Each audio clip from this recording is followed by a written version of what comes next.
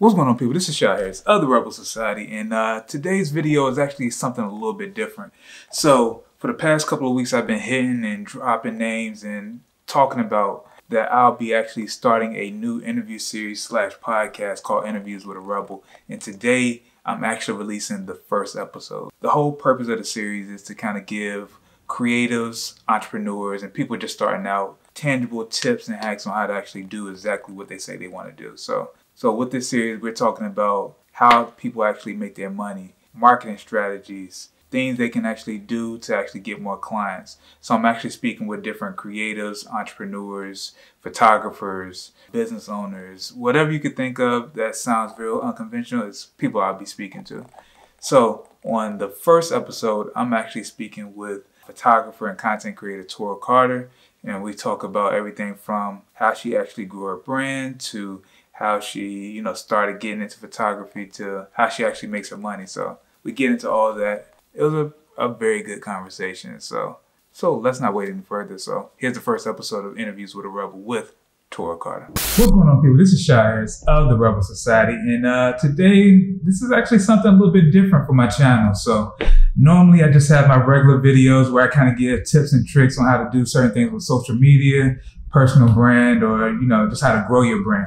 But today, we're doing something different. Today, this is the first episode or edition of Interviews with the Rebel.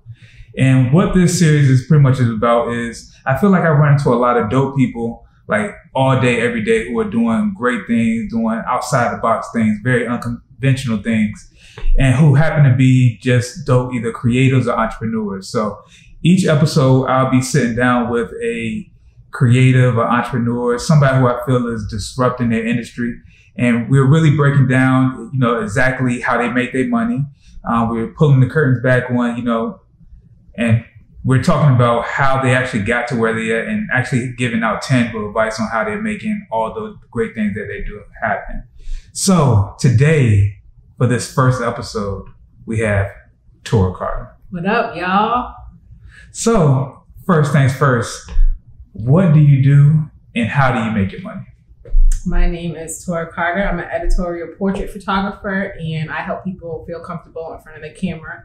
I make money from doing events. Portraits, family portraits are huge, and affiliate sales. Okay. So we're going to get into that affiliate sales. But first thing is, how did you get started with doing photography? Where did your love come from? Or passion? I got my first camera when I was 5 years old. Okay. What type of camera was it? It was a black and pink Kodak Minnie Mouse camera that took 120 film.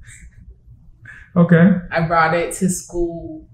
The first time I got permission to bring my camera to school was in 5th grade. And since then, I pretty much always had a camera on me. Like when you was in high school and everything too? Yeah. Like 5th grade, I brought it for a field day. And I never put my camera down. Okay. So what did you actually love about photography?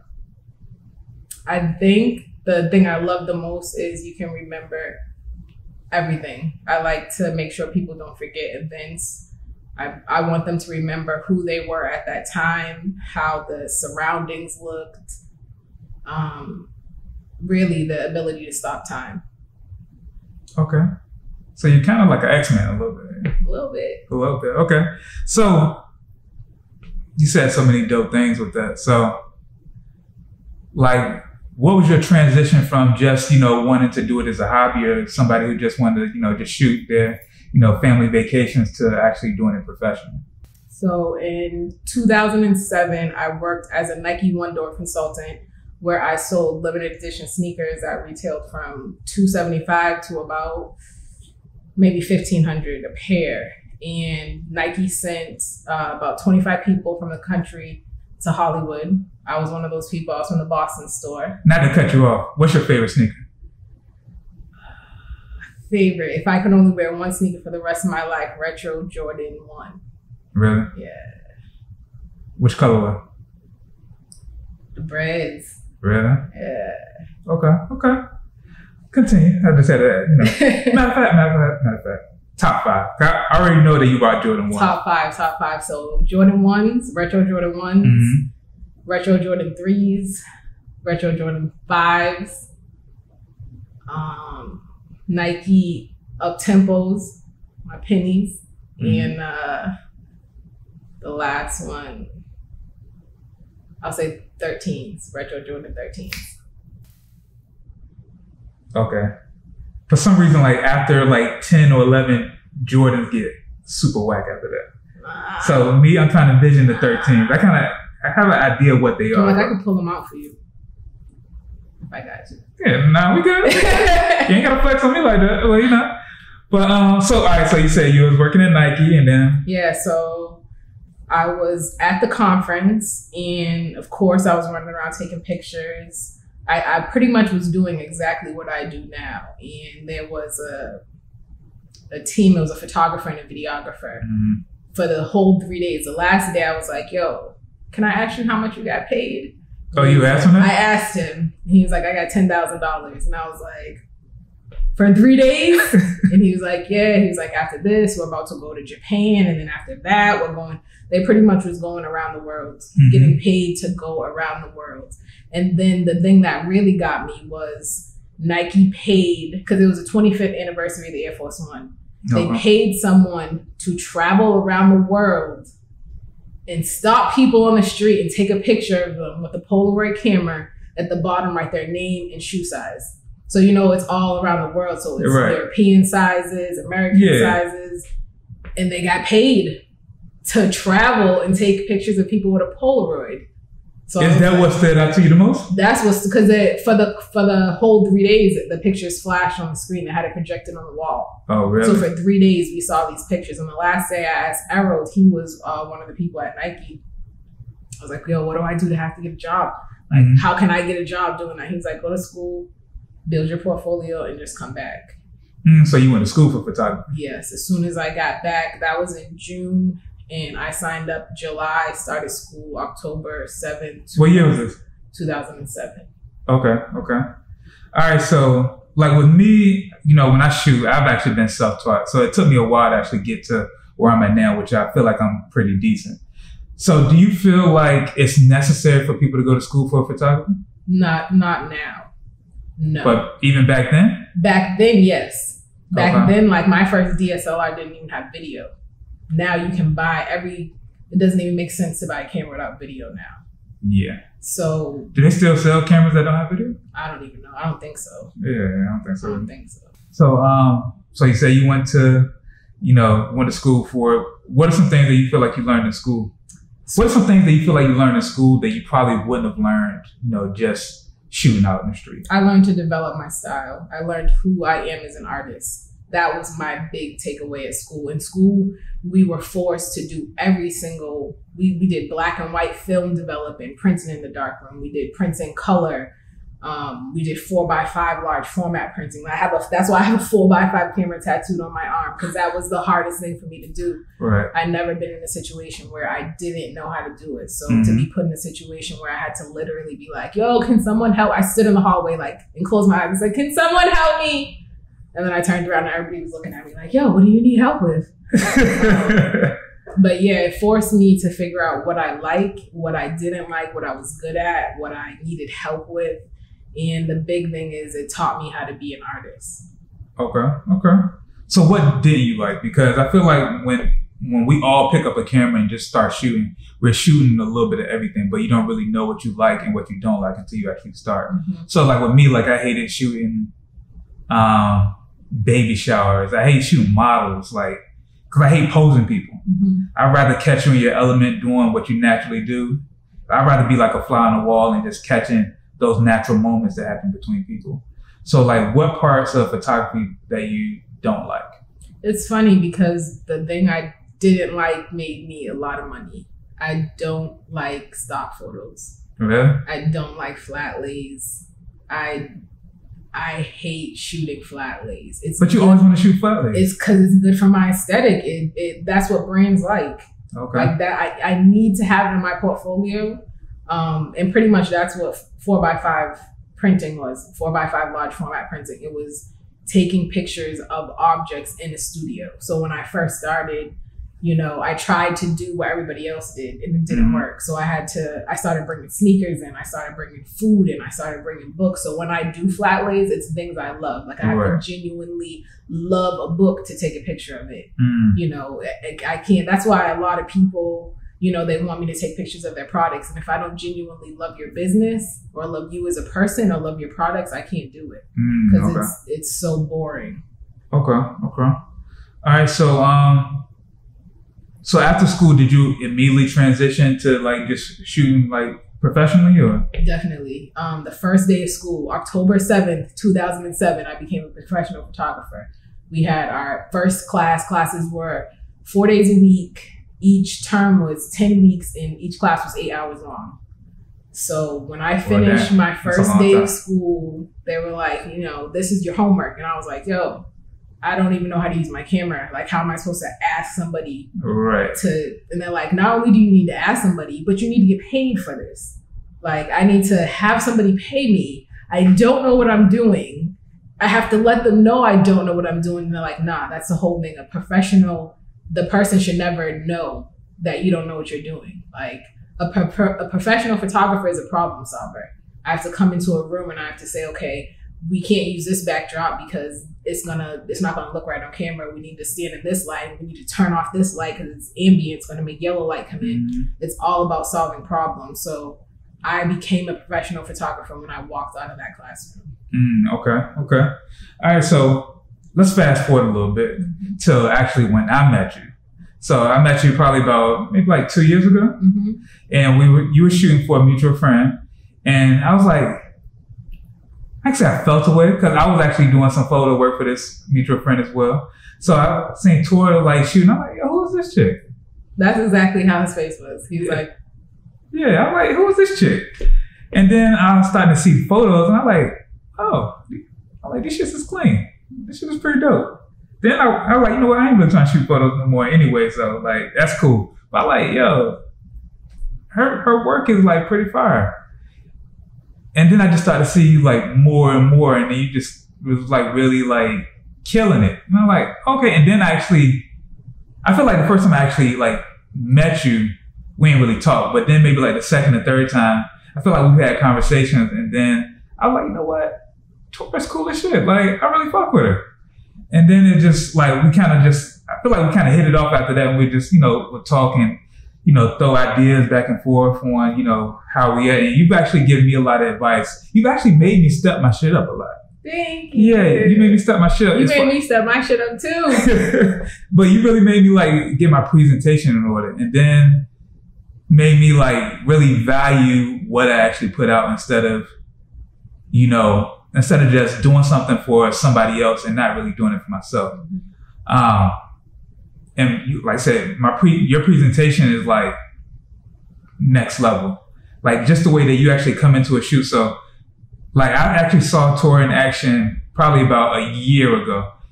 And this is my first time actually seeing a photographer actually come in and say, hey, where do you see yourself? Like, where do you want these pictures to be at? And the lady said, essence of Black enterprise. And he's like, okay, well, envision it. I'm like, shit, you got me high. Like, I feel like I could be in it. So, like, where did you actually, like, learn all that from?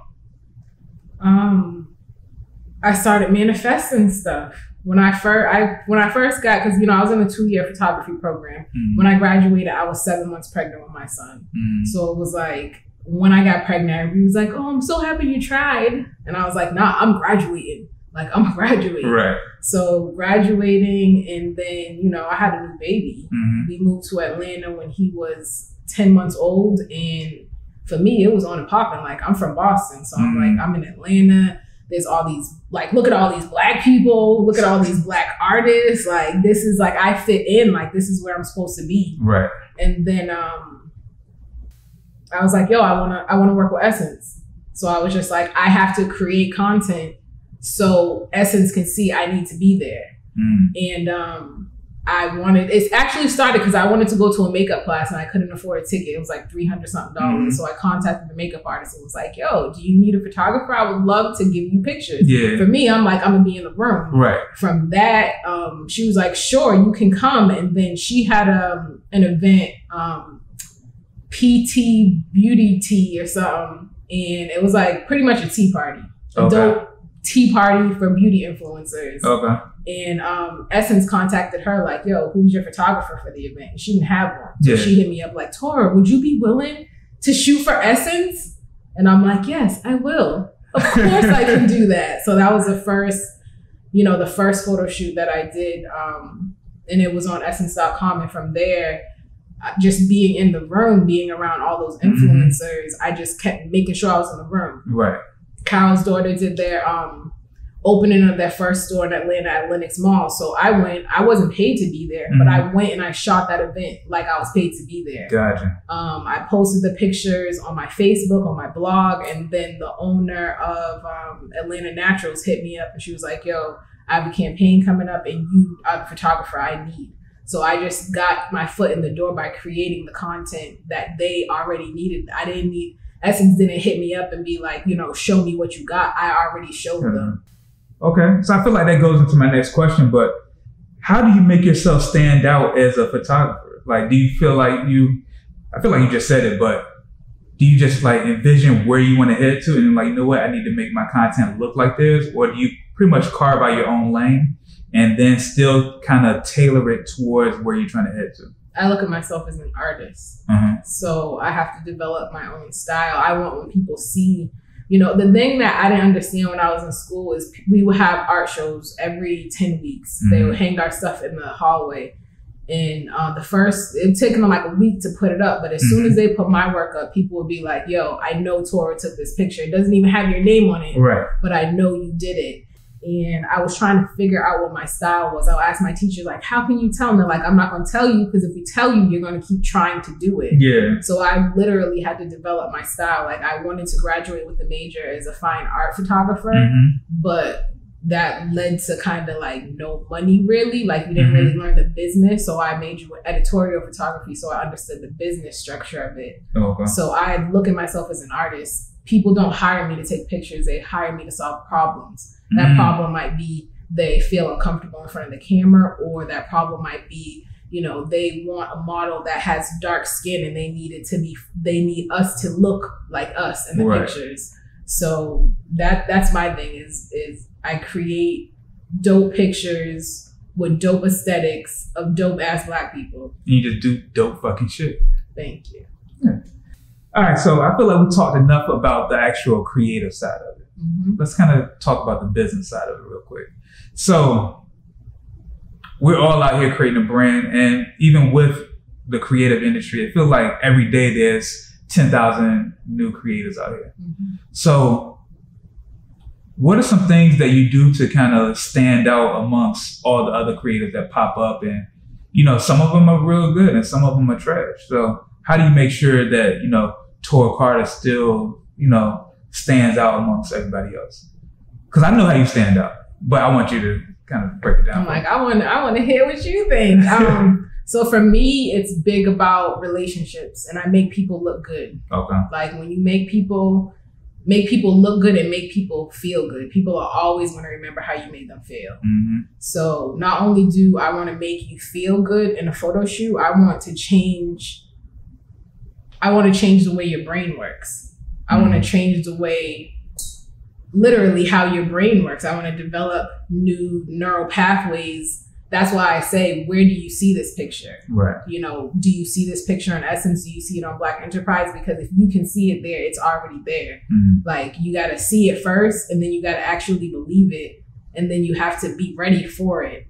And God's going to give it to you. So I set people up to have these things happen because, I had one friend, Tila, we was in a restaurant, and I just saw a dope background. So I'm like, yo, sit over there and take a picture. They're like, Tora, we're at a restaurant, let's eat. And I'm like, no, like, when are we going to have this backdrop? Like, let me interrupt our lunch real quick.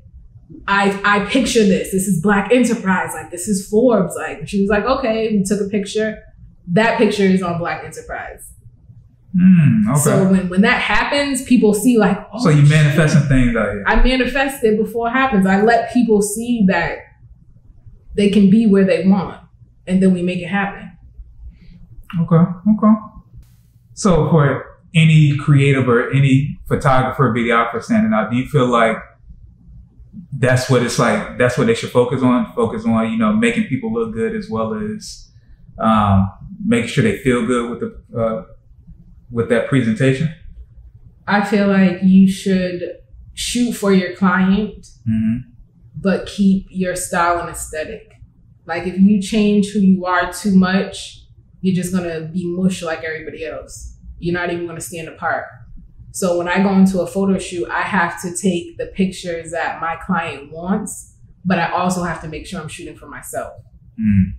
Make sure there's something that you can actually use for your own portfolio. Yeah, something I can use for my portfolio, but something that they could use not only for their social media, but to grow their business for a commercial aspect and to make sure they're press ready. So when a magazine or newspaper calls them, like journalists do not walk around with photographers anymore. Right. They're taking pictures on their camera phone. So if you do an interview with a publication and you say, oh, I have this whole folder of professional editorial pictures that have never been published before, you're most likely going to get published over somebody else. So I make sure my clients have that ability and make sure, because it makes me look good. Right. When you're getting published, that makes me look good and it makes you look good. So then everybody, we all look good. So I'm gonna just ask you, what's your going rate for a photo shoot? So my editorial portrait sessions start at $1,500. That's a 4-hour session. Okay. My event coverage starts at $375 an hour, the 2-hour minimum. Okay. And the only reason I kind of wanted you to put that out there is because there's a lot of people who shoot have crackhead prices.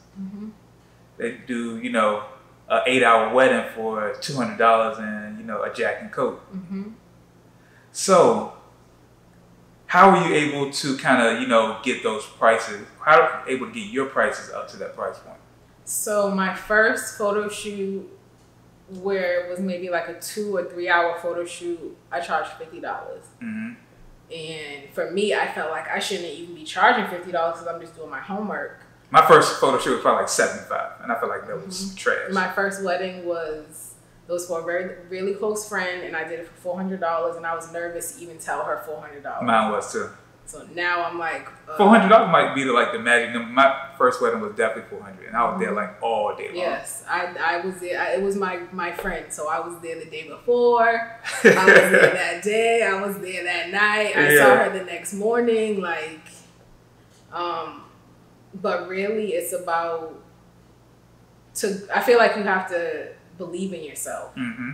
You have to have the quality. You have to present yourself like, you know. People are buying cameras and in 2 weeks they're professional photographers. Right.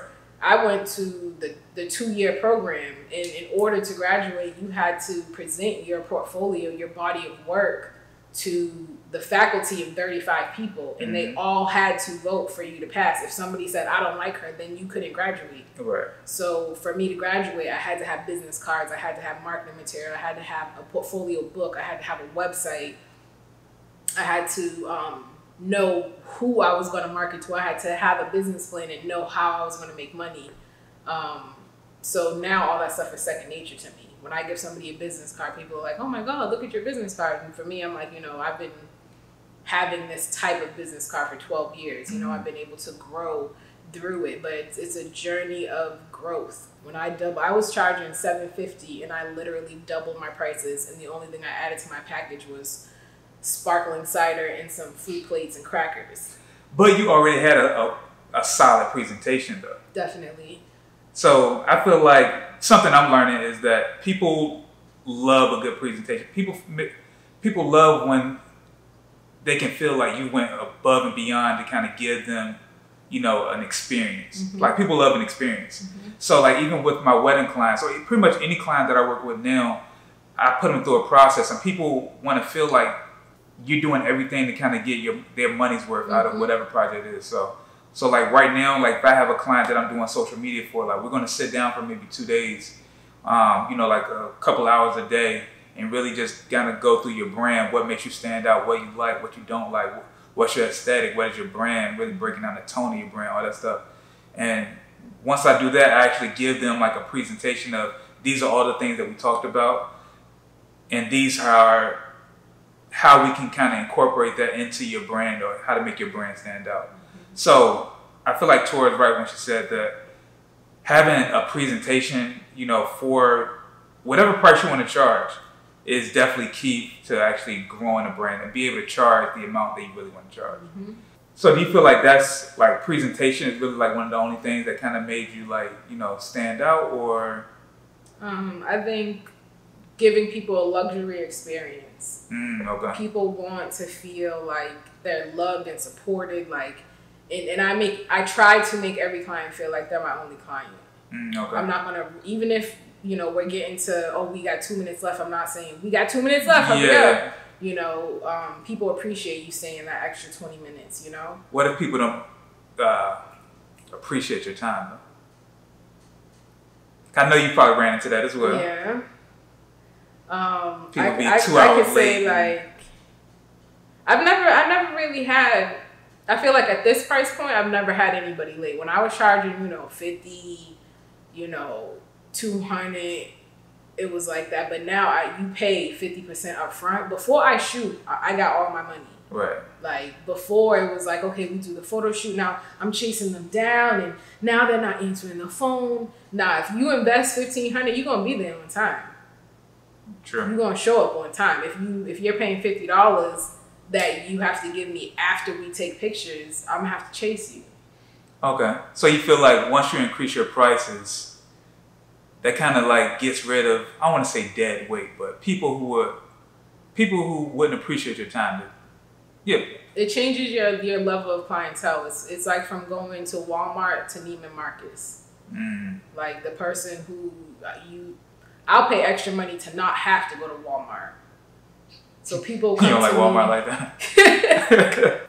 like people will come to me. You see, somebody's not getting a Walmart sponsorship. I'm like, Target. But no, people will pay extra money to be treated amazing. People want to feel good. All right, so you also talked about earlier, you know, you get paid from affiliate links. So I know what that is, but explain like what is that to other people? So affiliate links is when you're getting paid to help someone sell their stuff. So say for instance, Shad is selling a book. Shad gives me an affiliate link. There's a couple different ways. With some people, I'll have a coupon code where my customers can save 10% by, you know, putting in Tora at checkout. And then from there, I get a certain percent. So I might get, you know, 40%, 30%, 20% of that sale. And then there's other affiliate links like, you know, Amazon affiliates where you get money for referring people to buy things from Amazon. Okay.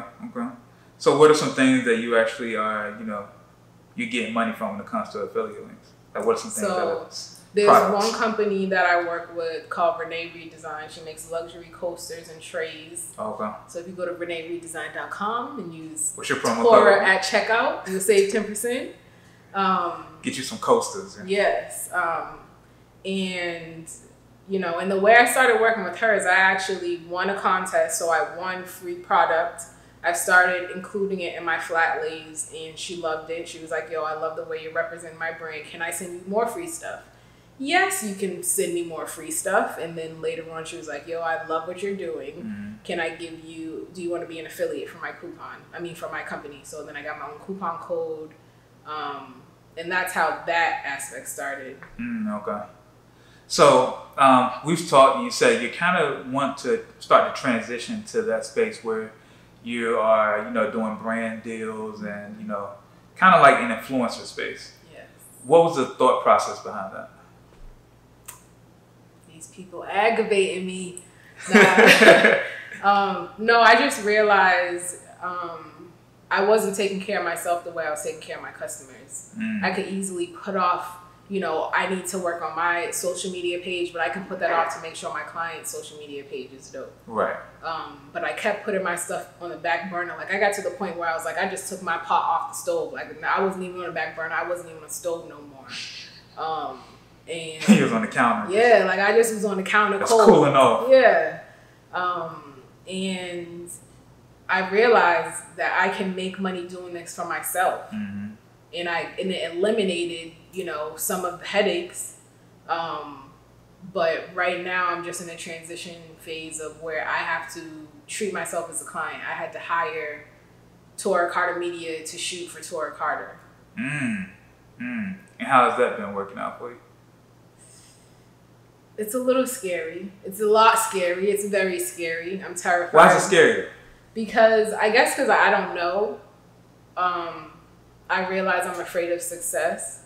I had to work with a lot of money mindsets. I felt like I don't want to get too rich because then I'm going to have to, you know. Extra taxes. Never mind taxes. I'm going to have to tell people no, like, no, cuzzo, I can't give you this money, you know. And shout out to all the family members that be asking for money. But that I was afraid to have to say no. And once I got over that, you know, I literally had to work with the mindset coach. I had to work on my money mindset. I had like a poverty mindset where, you know, I felt comfortable asking for $1,500, but I was terrified to ask for more. And I know working with brands, you can get paid way more than that. Yeah. And I'll be doing my stuff myself. So it's just getting out of my own way, really. Okay. Because I feel like I kind of had that same issue as well, where like I know I put out good work, but sometimes I'm hesitant because I need a check, or you know, money's kind of low, so I'm like, yo, I need to get this bread. So I'll throw out a low price when I know my work is, you know, worth a lot more. So like, what are some of the thoughts that, is there any like ways you kind of train your brain to kind of get out of that?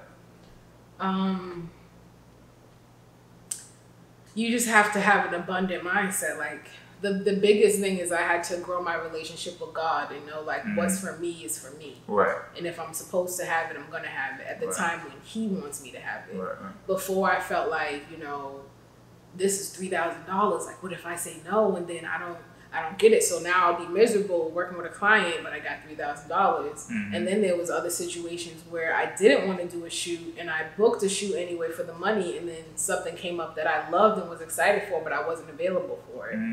So it's just about knowing what's for you is for you. Right. And if people can't afford your prices, they can't afford your prices. That's not your client. Yeah. Like, that's not really your problem. Yeah. You don't go, like, that's what I say to everybody. Like, you don't go to the grocery store, fill your cart, and get to the register like, I only got $5. Yeah. Like, nah, they're going to say, okay, bye. And as artists, you know, people are so big on, you know, oh, I can pay you with exposure, you know. Fuck that exposure. That's why I saw that meme, like, my rent costs 85 exposures. Like, nah, I don't want, you know, after 12 years in the game, you know, I have enough exposure. But thank you, I appreciate it. Okay. A thing that somebody told me actually last year was, it said, Rashad, you just trying to survive out here when you should be trying to thrive. And I like, damn.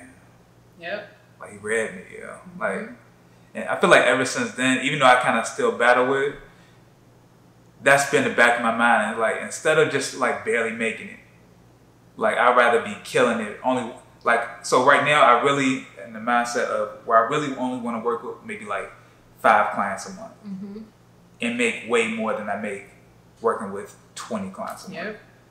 So I feel like you're absolutely right. Having that abundance mindset, or, you know, just wanting to thrive in your life instead of just barely making it, is the mindset you have to have as an entrepreneur. Yeah, the things that you use to survive is not going to help you when you need to thrive. You got to throw everything away. You got to believe in yourself. You got to know that not only are you worth it, but you deserve it. Like, you deserve that money. Like, you put in time, like, you spent hours behind the computer editing. You spent hours watching, you know, videos on YouTube. Like, you put in the time. You deserve that money. It's yours. It's already yours. You just got to know it's yours. You got to believe it. And then when it comes up, you got to take it. I hope you know the title of this episode is You Deserve That Money. I'm putting that in my notes right now. All right. You deserve that money. Okay, safe. All right. So I guess before we wrap this up, where do you see the Tora Carter brand heading to in the very near future?